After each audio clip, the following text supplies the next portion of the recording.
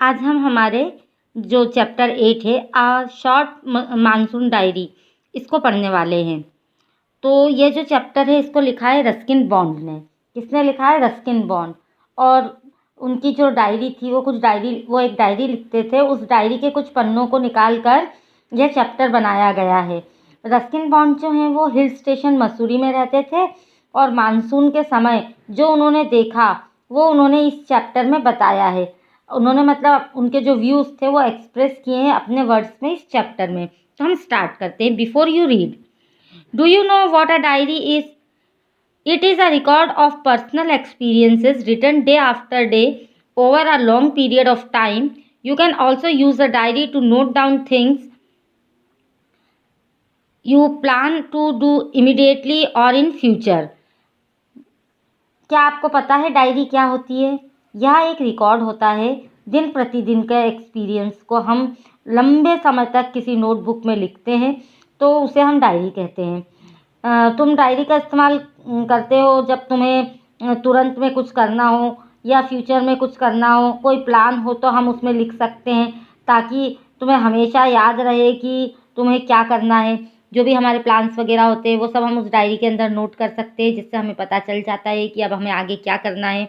वो डायरी होती है, ठीक है। One of the most famous diaries published as a book is the diary of Anne Frank. आज तक की सबसे इंटरेस्टिंग और सबसे पॉपुलर जो डायरी पब्लिश हुई है बुक के तौर पर की गई है वो है the diary of Anne Frank. जब आप क्लास 10th में आएंगे तो उसमें एक चैप्टर है, उसमें आपको बताया जाएगा सब कुछ। वो भी एनी फ्रैंक की डायरी के कुछ पन्ने हैं और उन्होंने उनका मतलब जो भी उन्होंने लिखा है वो सब उसमें बताया जाएगा। तो ये चैप्टर आपको आएगा 10th क्लास में। Here are a few extracts from Ruskin Bond's diary in which he portrays the silent miracles of nature and life's little joy and regrets. Read on. अब यहाँ पर उन्होंने क्या बताया है कि यहाँ पर इस चैप्टर में रस्किन बॉन्ड की डायरी से कुछ पन्ने जो हैं वो लिए गए हैं, जैसा कि मैंने आपको पहले ही बताया है, जिसमें रस्किन बॉन्ड ने प्रकृति में शांति से हो रहे चमत्कारों के बारे में बताया है और जीवन में जो छोटी छोटी खुशियाँ हैं, कमियाँ हैं, उसके बारे में भी यहाँ पर बताया गया है। तो हम पढ़ते हैं। तो हम इसका पहले आज समझ रहे हैं फर्स्ट पार्ट। ये डायरी जून 24 से लिखना स्टार्ट हुई है, तो हम इसको स्टार्ट करते हैं।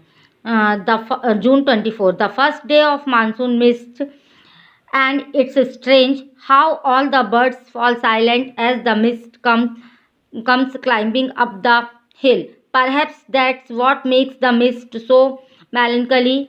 Not only does it conceal the hills, it blankets them in silence too. Only an hour ago the trees were ringing with bird song, and now the forest is deathly still as though it were midnight.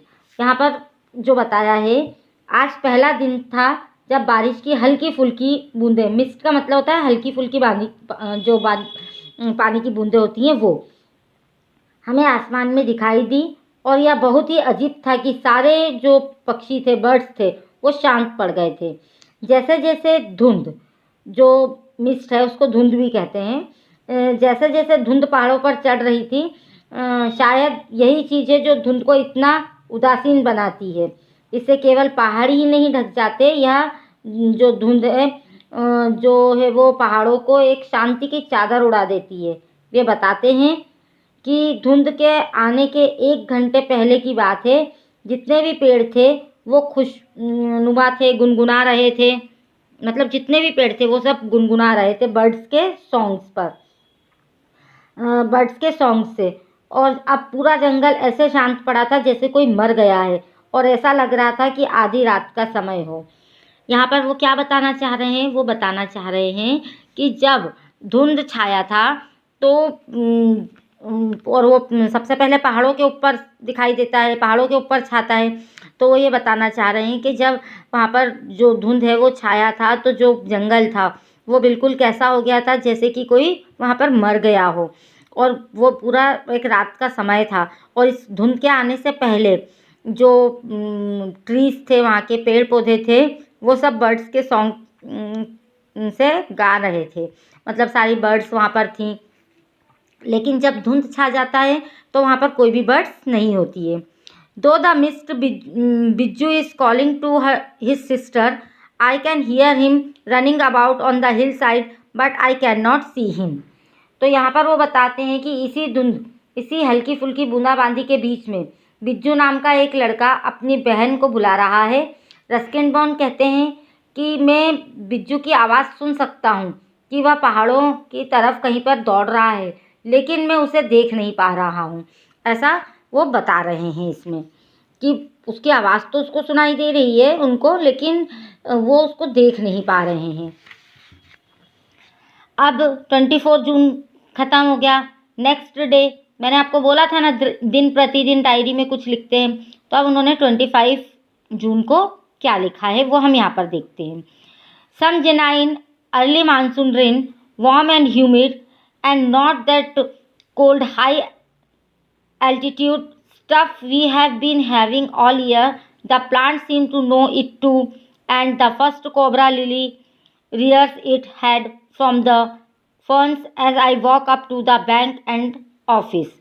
अब यहाँ पर Ruskin bond क्या कह रहे हैं 25 जून को कि वो लिखते हैं 25 जून को कि यहाँ मसूरी में आज सचमुच कुछ बारिश हुई।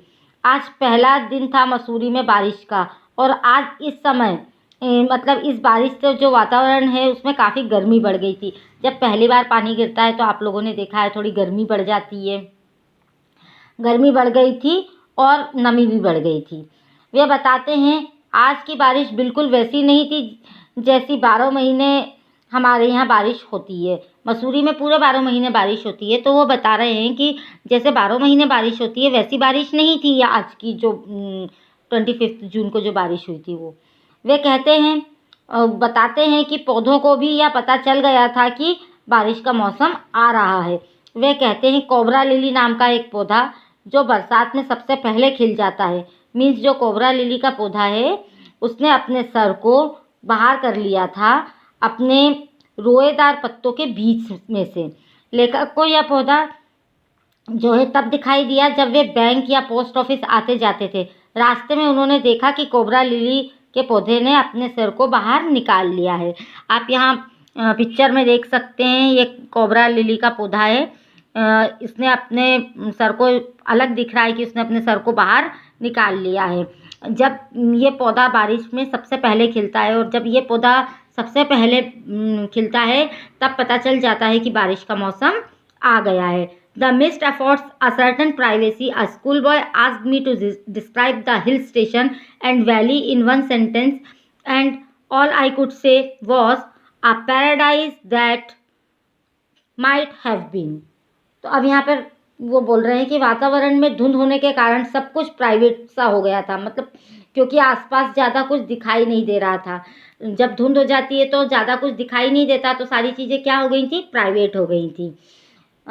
एक स्कूल जाने वाले बच्चे ने रस्किन बॉन्ड से पूछा कि अगर आपको हिल स्टेशंस और घाटियों को एक वाक्य में बताना हो, डिस्क्राइब करना हो, तो आप क्या कहेंगे, कैसे बताएंगे? तो उन्होंने सिर्फ इतना कहा कि एक स्वर्ग जो शायद कभी रहा होगा।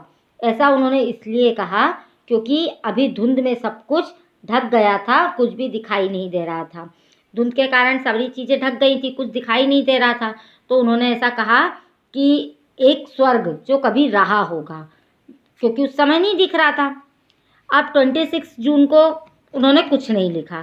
27 जून को उन्होंने क्या लिखा? The rains have heralded the arrival of some seasonal visitors, a leopard and several thousand leeches. Yesterday afternoon the leopard lifted a dog from near the servants' quarter below the school. In the evening it attacked one of Bijju's cow but fled at the approach of Bijju's mother, who came screaming imprecations. अब यहाँ पर वो बता रहे हैं कि बारिश का मौसम जैसे ही, मतलब 27 जून को वो बता रहे हैं, उन्होंने अपनी डायरी में लिखा है कि बारिश का मौसम जैसे कि वहाँ आ गया था, तो बारिश के मौसम में यह भी बता दिया था कि कुछ जो सीजनल विजिटर्स हैं, मतलब जो एक सीज़न के समय में ही आते हैं, जानवर, वो उनके बारे में वो बता रहे हैं कि जो सीजनल विजिटर्स भी वहाँ पर आ गए थे। मीन्स कि बारिश के मौसम में वहाँ पर हर साल आने वाले जानवर और पक्षी भी आ चुके थे, जैसे कि लेपर्ड, एक तेंदुआ, हज़ारों की मात्रा में लीचेस यानी कि जोंक जो होती है ना, वो भी वहाँ देखे जा सकते थे। कहाँ? मसूरी में। वे बताते हैं कि कल दोपहर को मतलब जब वो लिख रहे हैं उससे पहले वाले दिन, कल मतलब 26 जून को वो बताते हैं कि कल दोपहर को ही एक तेंदुए ने एक कुत्ते को उठा लिया था नौकरों के जो क्वार्टर्स बने हुए थे, जो स्कूल के नीचे थे उसके पास में से। और शाम को ही, मतलब उसी दिन शाम को, तेंदुए ने बिज्जू की गायों पर भी हमला कर दिया था। लेकिन जैसे ही उसने बिज्जू की माँ को अपनी तरफ आते देखा, जो उस पर चिल्लाती हुई आ रही थी, वह यह देखकर वो वहाँ से भाग गया था। As for the leeches, I shall soon get used to a little bloodletting every day. अब वो यहाँ पर बता रहे हैं कि जहाँ तक लीचेस की बात है, जोंक की बात है, मुझे जल्दी ही आदत हो जाएगी कि मेरे शरीर से हर दिन थोड़ा खून तो निकलेगा ही। लीचेस, जोंक जो हैं वो हमारे शरीर में चिपक जाती हैं और वो बहुत मुश्किल से, मतलब उस जगह की पूरी चमड़ी लेकर ही निकलती हैं, तो खून आने लगता है। और जो रस्किन बॉन्ड हैं, उन्होंने इसलिए ऐसा बोला कि उनको हर दिन इसकी आदत हो जाएगी, क्योंकि वो रोज़ कहीं ना कहीं घूमने जाएंगे और जाने अनजाने कहीं ना कहीं से उनको एक आध लीचेस होती हैं वो कहीं ना कहीं से उनको चिपक ही जाएंगी। इसलिए उन्होंने बोला कि उनको बहुत जल्दी ही ये आदत हो जाएगी कि उनको रोज़ कोई ब्लड उनके शरीर से निकल रहा हो। Other new arrivals are the scarlet minivets, the female are yellow, floating silently among the leaves like brilliant jewels. No matter how leafy the trees, these brightly colored birds cannot conceal themselves, although by remaining absolutely silent, they sometimes contrive to go unnoticed. Along come a pair of drongos, unnecessarily aggressive, chasing the minivets away. अब यहाँ पर वो बता रहे हैं कि बरसात के मौसम में और भी कई जानवर जो हैं वो मसूरी में आते हैं, कुछ बर्ड्स भी, जैसे स्कारलेट मिनीवेट एक छोटी सी चिड़िया होती है। इसमें जो मेल जो होते हैं, नर जो होते हैं वो लाल, और जो फीमेल होती हैं, जो मादा पक्षी होती हैं, वह पीले रंग की होती हैं। ये बर्ड्स शांति से फुदक रही थी, मतलब जैसे ही बरसात का मौसम आया तो ये बर्ड्स भी वहाँ पर शांति से फुदक रही थी, कूद रही थी पत्तों पर, जैसे कि एक चमकदार गहना हो, चमकदार कोई ज्वेल्स हो, आभूषण हो, उस प्रकार ये वहाँ पर पत्तों पे कूद रही थी। कोई फ़र्क नहीं पड़ता कि पेड़ पर कितने ज़्यादा पत्ते हैं, ये जो चमकदार रंगों वाली चिड़िया है कहीं पर भी रहे अपने आप को छुपा नहीं सकती थी। मतलब उनके कलर इतने चमकदार थे कि वो अपने आप को छुपा नहीं सकती थी, चाहे वो कहीं पर भी रहें वो दिखाई पड़ ही जाती थी। वो बात अलग है अगर यह चिड़िया पूरी तरह से शांत हो जाए कभी भी, या हो सकता है कि वह इसमें सफल हो जाए कि कोई उन पर ध्यान ना दे। मतलब हमारा ध्यान, हम वो अननोटिस तभी हो सकती है, हमारा ध्यान उन पर तभी नहीं जा सकता है जब वो बिल्कुल फुदकना बंद कर दे और चुपचाप वो बैठी हो, तभी हम उनको देख नहीं पाएंगे। नहीं तो वो इतना फुदकती रहती हैं कि हमारा ध्यान उन पर जाएगा ही जाएगा। हम पक्षियों के पक्षियों के बारे में बात कर रहे हैं, तो इन पक्षियों के साथ में एक ड्रोंगोस चिड़िया जो कि गाना गाने वाली होती है, वो भी वहाँ पर आ जाती है इस मौसम में। और यह चिड़िया जो है लड़ाकू किस्म की होती है, मतलब गुस्सैल चिड़िया होती है। ये चिड़िया जो है वो स्कारलेट मिनीवेट पक्षी को यहाँ से भगा रहे थे।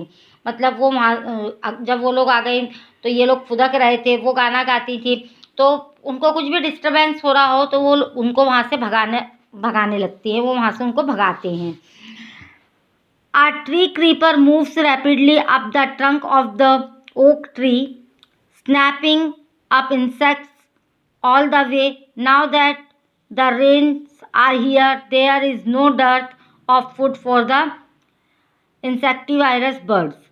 अब यहाँ पर क्या बताया गया है कि एक पेड़ की लता, मतलब जो कि बेल है, जो बहुत तेज़ी से बगल वाले ओक के पेड़ पर, ओक को बोलते हैं बालूत का पेड़, उस पर चढ़ रही है, वह उसके तने तक चढ़ चुकी है। यह बेल छोटे छोटे कीड़ों को भी अपने साथ में लेकर ऊपर चढ़ रही थी। अब बारिश का मौसम आ गया था, तो जो भी पक्षी कीड़े मकोड़े खाते थे उनके लिए खाने की कोई भी कमी नहीं थी। यहाँ पर उन्होंने वो चीज़ें डिस्क्राइब की हैं रस्किन बॉन्ड ने, जो नॉर्मली हम लोग जिन चीज़ों को नहीं देखते हैं, उन्होंने उनको इतनी आसानी से देखा और उसको यहाँ पर डिस्क्राइब किया। अब इस पैराग्राफ में उन्होंने क्या बताया कि एक जो बेल है वो बहुत तेज़ी से एक पेड़ के ऊपर, जो ओक का ट्री है उसके ऊपर चढ़ रही थी और अपने साथ में क्या लेकर चल रही थी? इंसेक्ट। स्नैपिंग का मतलब होता है साथ में लेकर चलना। वो अपने साथ में इंसेक्ट्स को लेकर, कीड़े मकोड़ों को लेकर चल रही थी और बरसात का मौसम था, तो जो पक्षी कीड़े मकोड़े खाते थे उनके लिए खाने की भी कोई कमी नहीं थी। और हमने देखा है बरसात के मौसम में बहुत सारे अलग अलग तरह के कीड़े आ जाते हैं ना।